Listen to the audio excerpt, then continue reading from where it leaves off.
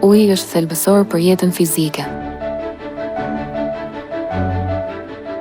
Në të njëjtën mënyrë, uji i jetës, domethënë uji shpirtëror, është thelbësor për jetën e shpirtrave tanë.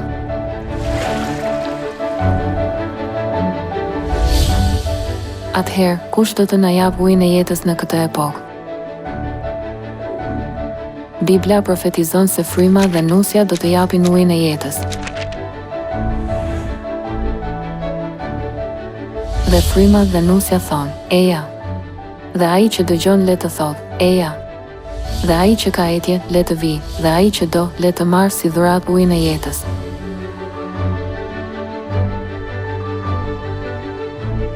Kush janë fryma dhe nusja që na japin ujin e jetës në këtë epokë?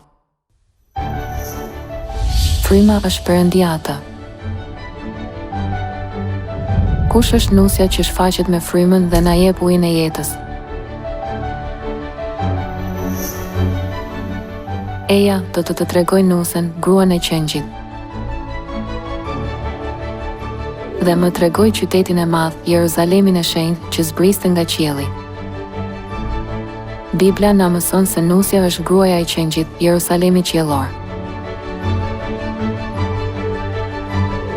Kë përfaqëson Jeruzalemi qiellor?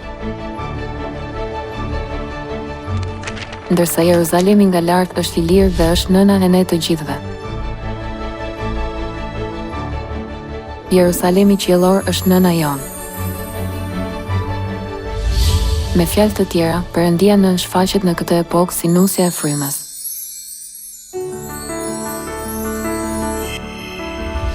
Prandaj, në këtë epokë, ne duhet të marrim bekimin e ujit të jetës duke pranuar Perëndinë atë dhe Perëndinë nën, të cilët shfaqen si fryma dhe nusja.